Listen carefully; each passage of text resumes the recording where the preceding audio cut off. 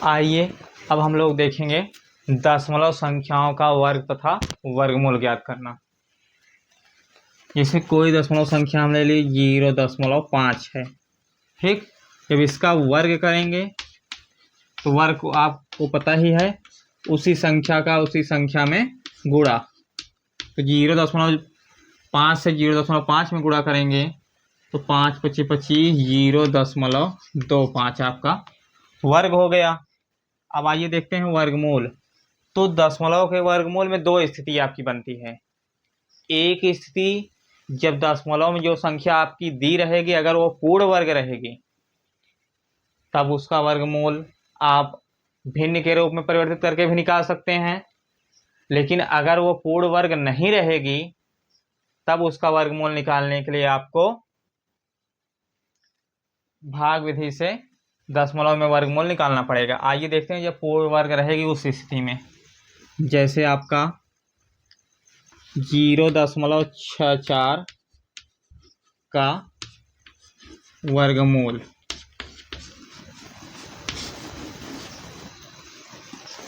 तो 0.64 को हम लिख सकते हैं 0.64 गुणे 100/100 बराबर 64/100। इसको भिन्न में बदल दिए, ठीक। तो आपका आ गया 64/100। अब 64 का वर्गमूल निकालने पर कितना आएगा 8, और 100 का वर्गमूल 10।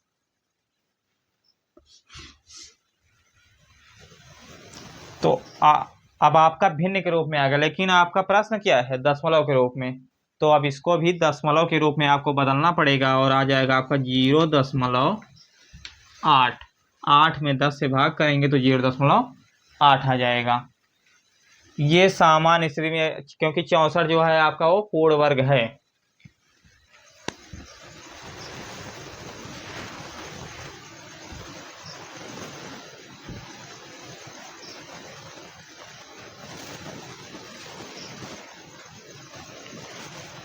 अब देखते हैं जो संख्याएं पूर्ण वर्ग नहीं रहेंगी। जैसे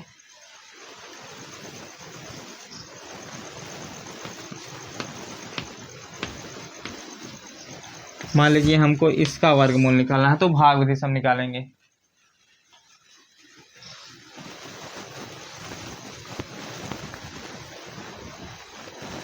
अब ऐसी संख्या लेंगे जिसका वर्ग करने पर 41 से ज़्यादा ना हो। तो 6 का वर्ग 36, 7 का वर्ग 49 ज़्यादा हो जा रहा है। तो यहाँ भी 6, यहाँ भी 6 और यहाँ भी 6। 36, 41 में 36 घटाने पर 5, 25, 6 6 12। अगर यहाँ पर 5 लिखेंगे तो 625 से ज़्यादा हो रहा है तो 4 बार।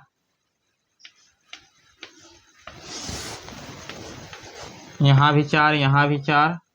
अब देखिए 2 5 जो है वो दशमलव के बाद वाला अंक है। तो जो आगे करेंगे दशमलव के बाद वाला अंक उतारते ही यहाँ पर दशमलव लगा देंगे। कितनी बार गया 4 बार।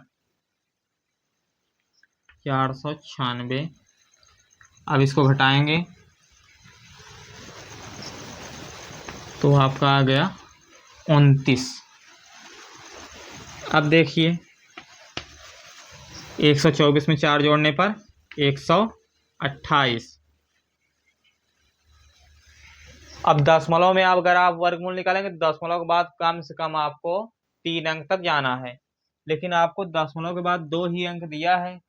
दशमलव के बाद 3 अंक जाने के लिए आपको कम से कम 6 अंक चाहिए।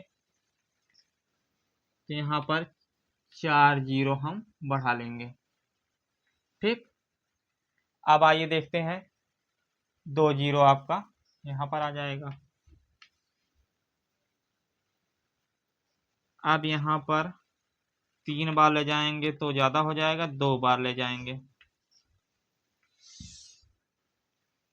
2 दूनी 4, 2 अठे 16, 2 दूनी 4 1 5, 2 1 2। 10 में 4 घटाने पर 6, 9 में 6 घटाने पर 3, 8 में 5 घटाने पर 3। अब फिर 2 0, ये 2 यहाँ पर भी। ठीक, अब इसको फिर जोड़ लीजिए, 1284 हो गया। अब इसके आगे अगर 3 बार ले जाएंगे तो इससे ज़्यादा हो जाएगा, यहाँ भी 2 बार ही जाएगा। तो 2 दूनी 4, 2 चौक 8, 2 अठे 16, 2 दूनी 4 1 5, 2 1 2,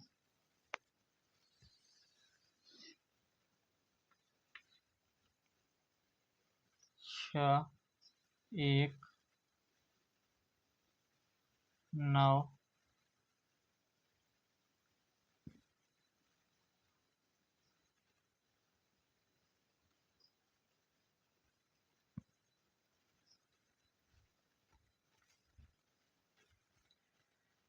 अब इतने पर ही इसको छोड़ देंगे, यहाँ पर भी जोड़ेंगे नहीं, क्योंकि हमको दशमलव के बाद 3 अंक मिल गया। और ये ऐसे जाएगा तो दशमलव में अनंत तक जाएगा, क्योंकि इसका कोई अंत निश्चित नहीं होगा। तो करड़ी में 41.25 का वर्गमूल निकालने पर आपका आ गया 6.422। एक बार फिर से देख लीजिए, ऐसी संख्या लेंगे जिसका वर्ग 41 से ज़्यादा ना हो तो 6 लिए, यहाँ पर भी 6, यहाँ पर भी 6 और यहाँ पर भी 6, फिर 6 6 जोड़ने पर 12, 41 में 36 घटाने पर 5, फिर 2 अंक उतर गया। फिर यहाँ पर अगर 5 ले जा रहे थे तो ज़्यादा हो जा रहा था, 4 बार ले गए, 124 में 4 से गुणा करेंगे तो 496 आ गया। फिर घटाने पर आपका 29 बचा। फिर दशमलव में हम निकाल रहे थे, दशमलव के बाद हम जब वर्गमूल निकालेंगे तो कम से कम दशमलव के बाद 3 अंक रहना चाहिए। तो यहाँ पर 3 अंक के लिए यहाँ पर 6 अंक चाहिए, तो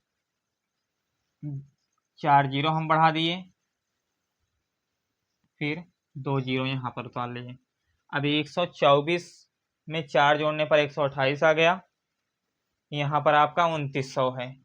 तो अगर यहाँ पर हम 3 लिखते तो 12 36, 3700 कुछ आ जाता, तो 2900 से ज़्यादा हो जा रहा था। तो यहाँ पर भी हम 2 ले गए, यहाँ पर भी 2, यहाँ पर भी 2 और यहाँ पर भी 2। आपका 1282 में 2 से गुणा करने पर 2564, 2564 आया। फिर घटाने पर 336 आया, फिर 2 जीरो उतर गया। फिर यहाँ पर इसको जोड़ने पर 1284 आया था, फिर 2 बार गए, आपका इतना आया, इतना शेष बच गया। तो इससे कोई मतलब है नहीं, इसको वैसे छोड़ दीजिए। दशमलव के बाद 3 अंक हम वर्गमूल निकाले तो 6.422 आपका मिल गया। ठीक, आइए देखते हैं और एक आंख उदाहरण।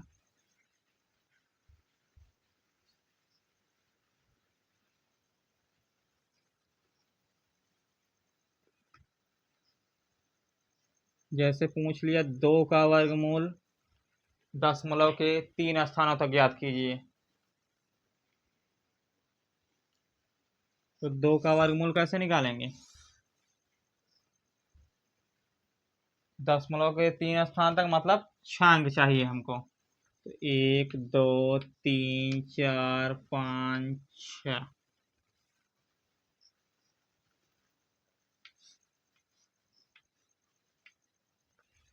अब ऐसी संख्या लेंगे जिसका वर्ग 2 से ज़्यादा ना हो।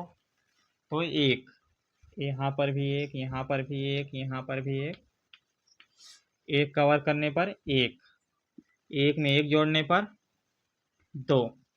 ठीक, 2 में से घटाएंगे 1, अब 2 जीरो उतर गया। दशमलव के बाद वाला अंक उतारेंगे तो यहाँ पर तुरंत दशमलव लग जाएगा। अब यहाँ पर 3 बार ले जाएंगे, 23 या 69 कम है अभी। 4 बार ले जाएंगे, 24 चौका 96। 5 बार ले जाएंगे, 25 पंजे, अगर 5 बार लिख रहे हैं तो 25 पंजे 125, ज़्यादा हो जा रहा है तो 4 बार ही लिखेंगे। यहाँ भी 4, यहाँ भी 4 और यहाँ भी 4।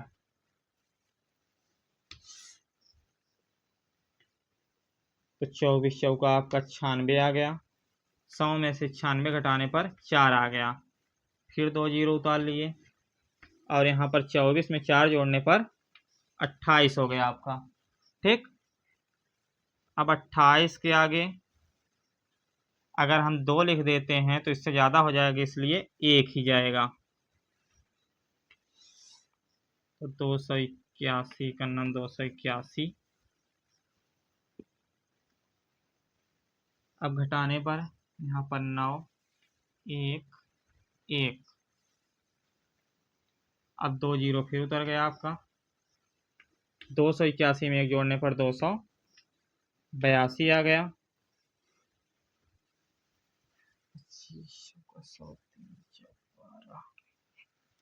तो यहाँ पर 4 बार ले जाकर देखते हैं, अगर 4 बार में ज़्यादा हो जाएगा 3 बार ले जाएंगे, नहीं तो 4 बार जाएगा। तो 4 चौक 16, 4 दूनी 8 1 9, 4 अठे 32 की 2 हासिल 3, 4 दूनी 8 8 3 11 कम है। ठीक, अब इसको घटा लेते हैं।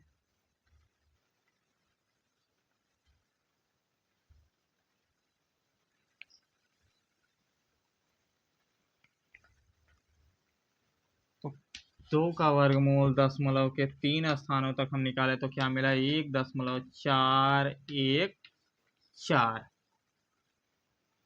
ठीक, इसी तरह दशमलव का कोई भी अंक रहेगा या कोई भी सामान्य अंक रहेगा, उसका अगर दशमलव वर्गमूल निकालना होगा तो दशमलव के बाद अगर आपका कोई निश्चित अंक कहता है, कभी कभी दे देता दशमलव के बाद 5 स्थानों तक ज्ञात कीजिए, दशमलव के बाद 7 स्थानों तक ज्ञात कीजिए, दशमलव के बाद 3 स्थानों तक ज्ञात कीजिए, 2 स्थानों तक ज्ञात कीजिए। तो दशमलव के बाद जितना स्थान तक कहेगा उसका दोगुना आपका बाद दशमलव के बाद अंक रहना चाहिए। जैसे अगर आपको कह दिए दशमलव के बाद 5 स्थानों तक ज्ञात कीजिए, दशमलव के बाद आपका 5 दूना 10 अंक रहना चाहिए दशमलव के बाद। अगर नहीं है तो आप जितना कम रहेगा उतना आप जीरो लगाकर उसको पूरा कर लेंगे। अगर एक भी नहीं है तो 10 जीरो लगा देंगे। जितना अंक दशमलव के बाद आपका पूछेगा वर्गमूल में, उतना ही आप उसका दोगुना आप जीरो लगाएंगे या उसका द्विगुना अंक रहना चाहिए। जैसे दशमलव के बाद यहाँ पर 3 अंक हमको ज्ञात करना था, तो यहाँ दशमलव के बाद कोई अंक नहीं था, तो दशमलव के बाद हम 6 जीरो लिख लिए।